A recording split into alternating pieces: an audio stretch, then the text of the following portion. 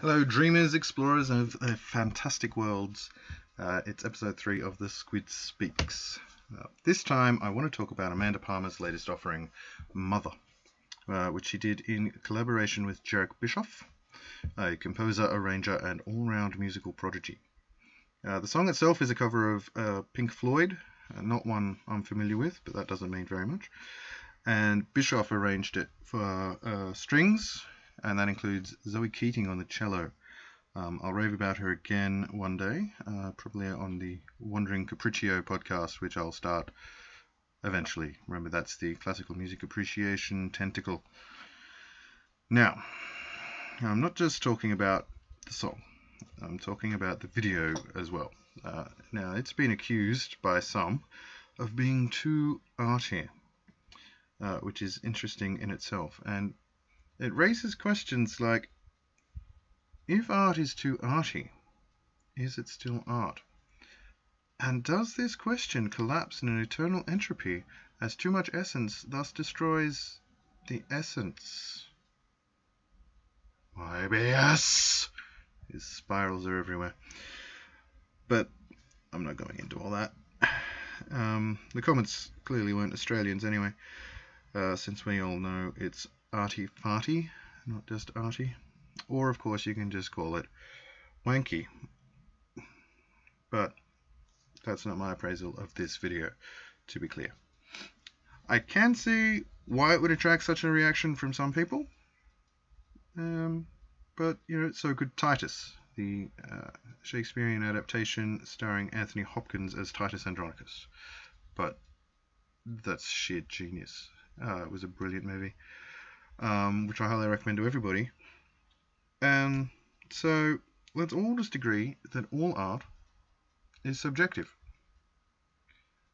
One person's arty-farty is another person's genius. One person's is another person's wow. There is no objective measure. Everybody saying that something's objectively bad, which isn't this film clip, by the way, this is just a general comment. Stop it! No piece of art, no film, no book, no song is objectively bad.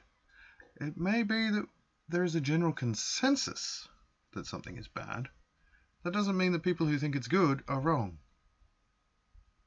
Okay? Let's just get that out there.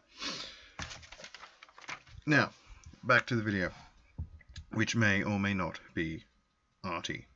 Whatever that means, and either way, it doesn't matter. It is what it is, and for me, it was thought-provoking. And what more could you ask? One thing that the video is overtly political. Now, as Augusto Boal pointed out, all art is political. Everything is political if you want it to be.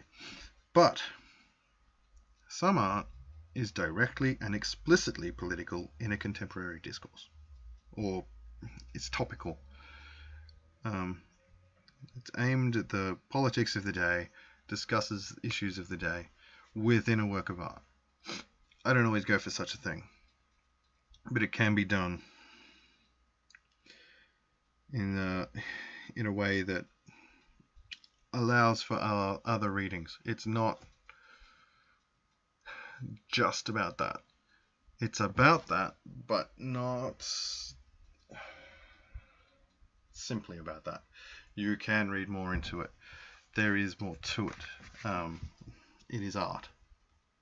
I think any work of art that offers or is open to only a single interpretation is probably failing somewhere along the lines. And this video clip, the song and the video, does not fail on that score. Now, what is this one? This video is about Trump and about walls, so that's pretty overt and pretty topical. It has a Trump figure and other executives overseeing children building a wall. There are resistance figures, which also features Melissa Aufdermeer quite prominently. For those who know who she is, and that should be everyone. And after some, say, dancing / sneaking, these resistance figures attack the executives with affection.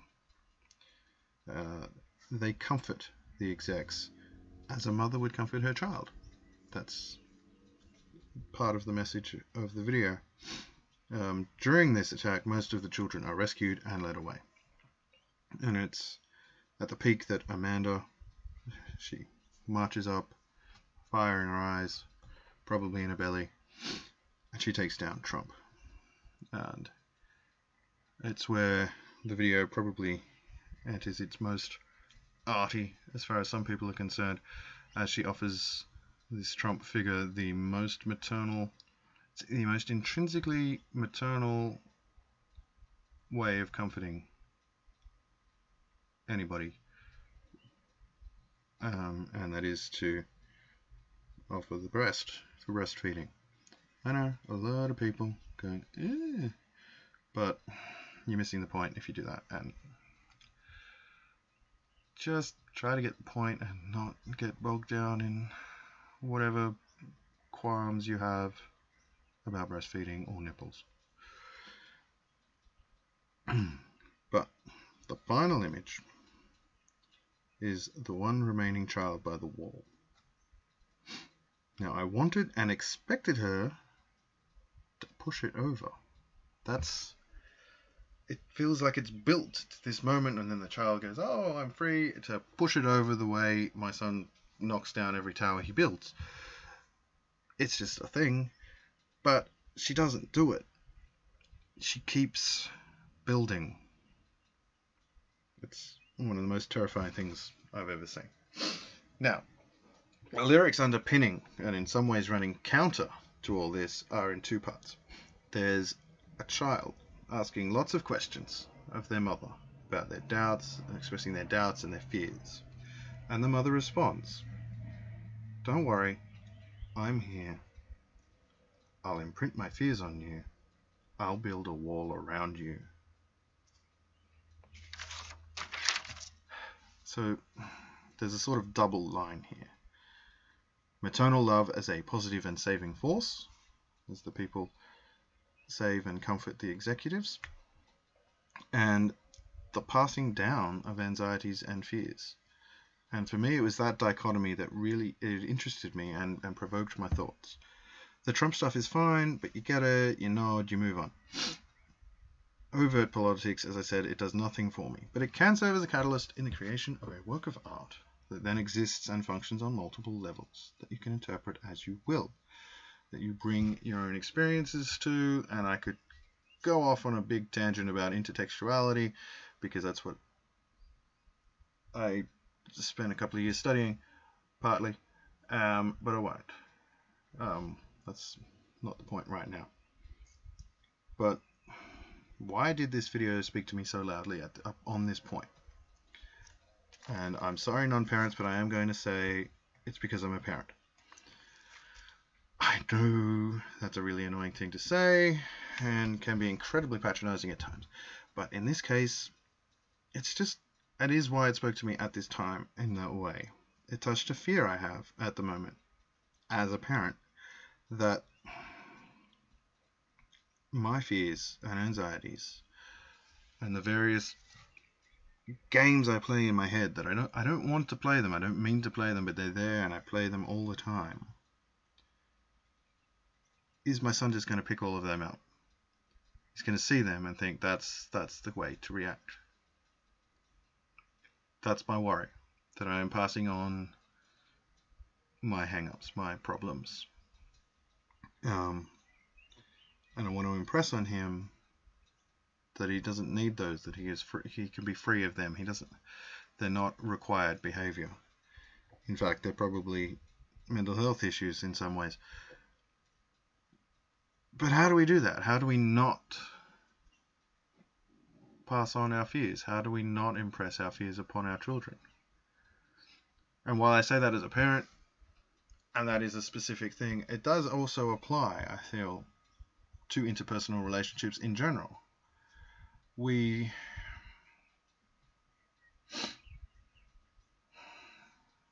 we are conditioned by our fears and our anxieties. The way we respond to other people, to situations, is affected by our own fears. It can make us not show affection to other people. If we can somehow get past that, if we can show them the affection, even when it doesn't come naturally to us, they might be someone that we are scared of. That might be a terrible, bigoted thing, but something that's a hang up that you have. Or it might be that they have done something terrible and they are, or have said something horrible. And no, we should not tolerate intolerance. I'm definitely not saying that. It's the one thing that we should not tolerate.